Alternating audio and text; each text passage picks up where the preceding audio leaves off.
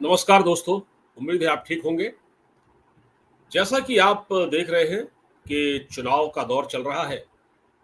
देश में 3 चरणों के चुनाव संपन्न हो चुके हैं।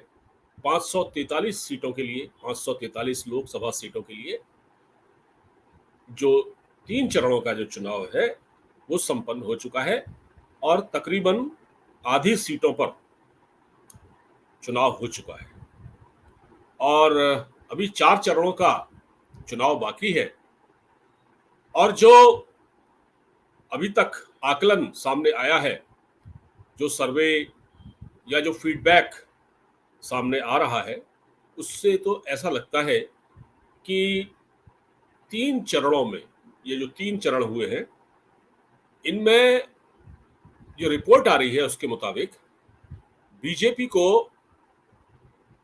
पौने 200 सीटें, इसमें तकरीबन पौने 200 सीटें इसमें मिलने जा रही हैं। और 4 चरण का जो चुनाव, जब 4 चरण और जो बाकी है, उसमें ये संख्या बढ़ने वाली है। और उसके अलावा जो बहुमत, जो बीजेपी को प्रचंड बहुमत की जो बात की जा रही है, जिसमें बीजेपी ने कहा, यानी प्रधानमंत्री मोदी ने कहा था कि हम 400 पार जाएंगे एनडीए के साथ, और बीजेपी अपने दम पर 370 सीटें ले आएगी। तो अभी जो चुनाव की स्थिति चल रही है, उसमें जो रिजल्ट रिजल्ट तो नहीं, बल्कि जो अभी जो एक तरह से जो आकलन, सर्वे वगैरह आ रहा है, उसके आधार पर ये बात की जा रही है। अब हो रहा क्या है कि इसमें भारतीय जनता पार्टी को कुछ करना नहीं पड़ रहा। बीजेपी की राह आसान कर रहे हैं राहुल गांधी, और जो मैं उनका नाम लेने जा रहा हूं वो है उनके मेंटोर, उनके अंकल सैम सैम पित्रोदा, जो कि अब क्रिश्चियन बन चुके हैं, अमेरिका के नागरिक हैं। उनका पूरा नाम है सैम गंगाराम माफ कीजिए, सत्यनारायण गंगाराम पित्रोदा। सत्यनारायण गंगाराम पित्रोदा, तो उससे वो सैम पित्रोदा हो गए। भारत में टेक्नोक्रेट रहे हैं, सरकार में भी रहे हैं, मनमोहन सिंह की सरकार में सलाहकार थे। मतलब इनको अच्छा खासा, इनका मतलब एक रसूख हुआ करता था। आजकल अमेरिका में बैठे हुए हैं। और जो भारत में जो चुनाव हो रहा है उस पर उनकी नजर है। लेकिन ऐसा लगता है कि कांग्रेस की स्थिति को देखकर ऐसा लगता है कि कांग्रेस जीतने के इरादे से तो ये चुनाव लड़ नहीं रही। कांग्रेस केवल अपना एक एग्जिस्टेंस बरकरार रखे, यही काफी है। देखिए, इसमें आप कह सकते हैं कि मैं कांग्रेस को इस तरह से क्यों बोल रहा हूं। देखिए, आप अगर सोशल मीडिया देखें और आप टीवी टेलीविजन देखें, आप राहुल गांधी के भाषण सुने, तो आपको ये अंदाजा लग जाएगा कि राहुल गांधी कितने घबराए हुए हैं, किस प्रकार वो अपनी स्पीचेस दे रहे हैं, किस प्रकार वो कांग्रेस की जड़ों में मट्ठा डाल रहे हैं, डाल ही चुके हैं। और रही सही कसर, उनके सलाहकार, जो उनकी टीम है, वो पूरी कर रहे हैं। जिस तरह से आपने देखा कि अचानक रायबरेली पहुंच गए चुनाव लड़ने के लिए, अमेठी नहीं गए, अमेठी से किसी और को उतार दिया। प्रियंका गांधी वाड्रा को किनारे कर दिया, उनको कहीं से लड़ने लायक नहीं समझा गया, परिवार में इतनी फूट है। ये तो सारी बातें हो ही रही हैं। फिर उनका अपना एक स्टेटमेंट, जिसमें वो जब कह रहे हैं कि कांग्रेस का एक मैनिफेस्टो भी तो है, उसमें वो लिखा गया है कि जब वो सत्ता में आएंगे तो मनी का रिडिस्ट्रीब्यूशन, वेल्थ का रिडिस्ट्रीब्यूशन बड़े लोगों से छीन कर, यानी बहुसंख्यक लोगों से, हिंदुओं से छीन कर अल्पसंख्यकों में बांटा जाएगा। जिस पर प्रधानमंत्री ने रिएक्ट भी किया था बहुत बुरी तरह से, फटकार लगाई थी राहुल गांधी को। तो ये सारी बातें हैं। लेकिन अब ऐसा लग रहा है कि जो बाकी का काम है वो सैम पित्रोदा कर रहे हैं। मतलब जो 400 पार कराने का काम जो है, उसमें उसमें जो है वो अपना अपना अपना सहयोग दे रहे हैं, वो है सैम पित्रोदा। तो सैम पित्रोदा ने क्या कहा है, मैं जरा आपको सुनवा देता हूं, और फिर उस पर अन्ना मलाई ने और प्रधानमंत्री मोदी ने जो कहा है, आपको मैं वो भी सुनवाऊंगा। तो इसमें पहले आप सैम पित्रोदा को सुन लीजिए, उसके बाद आपको अंदाजा लग जाएगा कि वो क्या कहने जा रहे हैं। मैं आपको अभी सुनवा देता हूं, थोड़ा सा वेट कीजिए। देखिए सैम पित्रोदा भारत सरकार में रहे हैं और वो राहुल गांधी के मेंटोर हैं। राहुल गांधी को अब यही यही कहा गया कि राहुल गांधी को इसका जवाब देना चाहिए। राहुल गांधी को इसका जवाब देना चाहिए। उन्होंने कहा कि राहुल गांधी ने, ये देखिए मैं आपको सुनवा देता हूँ, ये उन्होंने क्या कहा। पहले तो आप इसको सुनिए, सैम पित्रोदा को।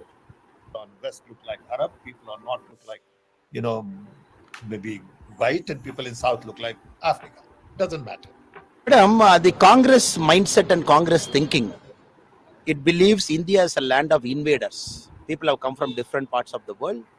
They've invaded our country and we are descendants of invaders. That's why he mentions like this in a very sexist, crass and a very abusive thing. There's nothing wrong in looking like African. There's nothing wrong. There's nothing wrong in looking like a Chinese. It's okay.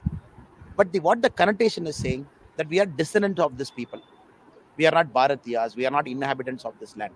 I'm not saying comparing South to Africans, we are getting, no, Africans are important. They are their own people. We are our own people.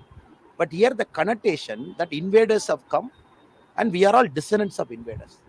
Only a Congress party that has got its masters outside the country, one master like George Soros, somewhere sitting in US, some master sitting in Italy, and this Sam Pitroda himself is sitting in US giving all this video conference nonsense. तो ये जो कहा है उन्होंने, ये अन्नामलाई उसका जवाब दे रहे थे, जो साउथ के नेता हैं और बहुत यंग नेता हैं, उन्होंने जवाब दिया है। तो क्या सैम पित्रोदा ने क्या कहा, मैं आपको बताता हूँ, क्योंकि सैम पित्रोदा का ऑडियो लेवल थोड़ा कम था तो शायद आप नहीं सुन पाए होंगे, तो मैं बता देता हूँ। वो फरमाते हैं कि ईस्ट के लोग चाइनीज लगते हैं, भारत की बात कर रहे हैं देखिए, और वो कह रहे हैं कि ईस्ट के लोग, पूर्वी भारत के लोग, वो चीनी लगते हैं, और वेस्ट के लोग अरबी लगते हैं, और नॉर्थ के लोग जो है वो अफ्रीकन लगते हैं।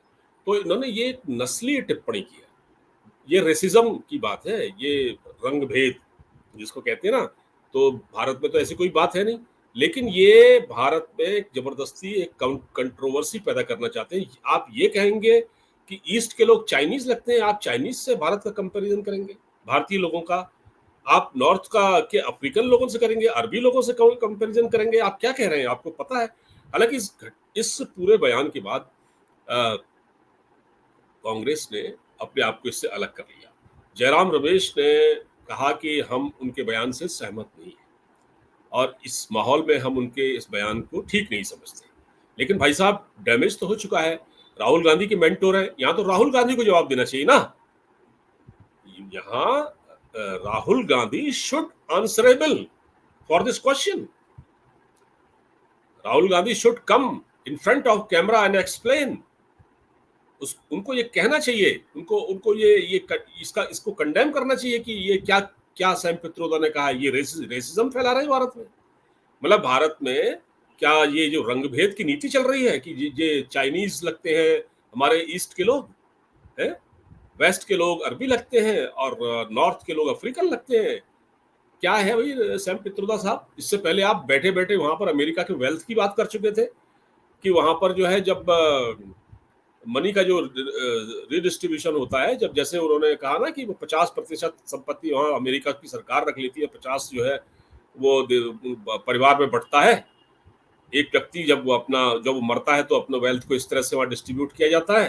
तो यहाँ भी लफड़ा उन्होंने फैला दिया, यहाँ भी उन्होंने इस तरह की बातें, और उसको फिर राहुल गांधी ने कैच किया और राहुल गांधी ने भी वही कह दिया, और फिर प्रधानमंत्री ने उसको इश्यू बनाया और प्रधानमंत्री ने इस पर काफी उनके पेशकश है। अच्छा, आज भी इस मामले पर देखिए डैमेज तो हो चुका है। प्रधानमंत्री ने इस पर क्या कहा है ये भी मैं आपको जरा सुनवा देता हूँ। प्रधानमंत्री ने जो कहा है वो आप सुनिए, क्योंकि आपको पता लगेगा कि ये चुनावी माहौल है और इसमें इस तरह की बातें ये ठीक नहीं है। और प्रधानमंत्री ने जो कहा है वो आप सुन लीजिए। ये सवाल है और आप तेलुगु में बोलने के बाद मुझे जवाब देना। क्या हमारे देश में ये शहजादे, मैं बहुत गुस्से में हूं आज दोस्तों, मुझे कोई गाली दे मुझे गुस्सा नहीं आता है,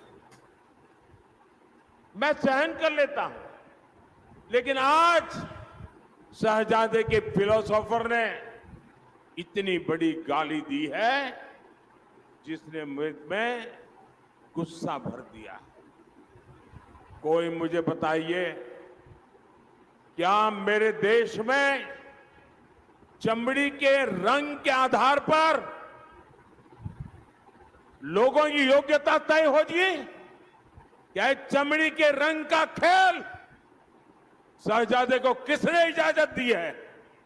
संविधान सर पे लेकर के नाचने वाले लोग चमड़ी के रंग के आधार पर मेरे देशवासियों का अपमान कर रहे हैं। देखिए प्रधानमंत्री ने क्या कहा। प्रधानमंत्री ने कहा संविधान को अपने सिर पर रखकर नाचने वाले लोग चमड़ी के आधार पर लोगों के साथ ये सब कर रहे हैं, मतलब भेदभाव कर रहे हैं। तो ये राहुल गांधी के ऊपर था। राहुल गांधी को वो शहजादे कहकर संबोधित करते हैं, और राहुल गांधी भाई गांधी खानदान के राजकुमार तो हैं ही, राजकुमार को ही शहजादा कहा जाता है। तो ये है, जड़ों में मट्ठा डाल रहे हैं राहुल गांधी। और राहुल गांधी को सामने आना चाहिए, अपने अंकल सैम से ये पूछना चाहिए कि भाई आपने क्या कह दिया, क्यों कहा आपने। एक तो हम वैसे ही मतलब हमारी हालत ठीक नहीं है, ऊपर से आपने ये मट्ठा डाल दिया हमारी जड़ में, एक और हमको धक्का दे दिया, तो हम कहाँ जाके गिरेंगे हमको पता ही नहीं है। तो इस तरह से दोस्तों ये सब चल रहा है। तो अंकल सैम की जो टिप्पणी है वो चर्चा का विषय बन गई है। कांग्रेस अपने आप को इससे अलग करने की कोशिश कर रही है, और मुझे लगता है कि जो डैमेज होना था वो तो हो गया। ये चीजें पहले संभाली जानी चाहिए थी। अब देखिए, अभी ये कल आचार्य प्रमोद कृष्णम ने क्या कहा। प्रमोद कृष्णम जो प्रियंका गांधी के सलाहकार रहे, अब उनको कांग्रेस से निष्कासित कर दिया गया। वो कल्कि धाम के महंत हैं। तो उन्होंने क्या कहा था राहुल गांधी के बारे में कि राहुल गांधी ने कहा, उनकी बातें होती थी ना अंदर, राहुल गांधी अगर सत्ता में आए या इंडिया अलायंस अगर सत्ता में आए, राहुल गांधी कहीं प्रधानमंत्री बन गए, तो ये लोग राम मंदिर का और राम मंदिर का और धारा 370 कश्मीर में जो भारत ने हटाई है इसका रिव्यू करेंगे, और ये वो काम करेंगे जिससे पाकिस्तान खुश होगा। तो जब उनसे पूछा गया कि वाकई आप ऐसा कह रहे हैं, उन्होंने कहा हाँ बिल्कुल, मैं दावे से कह रहा हूं कि अगर ये सत्ता में आ गए तो ये राम मंदिर का भी और धारा 370 का रिव्यू करेंगे। आपको याद होगा पिछले दिनों फवाद चौधरी, जो कि पाकिस्तान के कभी साइंस एंड टेक्नोलॉजी मिनिस्टर रहे इमरान खान की सरकार में, उन्होंने क्या कहा? उन्होंने कहा था कि भारत के लिए राहुल गांधी अच्छे हैं, राहुल गांधी मानवतावादी हैं, राहुल गांधी न्याय की बातें करते हैं। एक प्रधानमंत्री को ऐसा होना चाहिए। तो फवाद चौधरी यानी पाकिस्तान की जो पसंद है वो है राहुल गांधी। तो ये सारी चीजें हैं जिससे आप अंदाजा लगा सकते हैं कि कांग्रेस किस हद तक नीचे गिर चुकी है, और उनके अंदर के लोग कांग्रेस छोड़ रहे हैं। आपने देखा लगातार कांग्रेस छोड़ने का सिलसिला। आपने राधिका खेड़ा देखा, राधिका खेड़ा ने भी इस्तीफा दे दिया, गौरव वल्लभ ने इस्तीफा दे दिया, अभी बहुत सारे लोग इस्तीफा देंगे। आपने दिल्ली में देखा अरविंदर सिंह लवली ने इस्तीफा दे दिया। बहुत लंबी लिस्ट है, इस पर किस किस के नाम ले। तो राधिका खेड़ा ने तो आज बीजेपी ज्वाइन कर ली। तो बहुत सारे लोग पार्टी से निकल रहे हैं।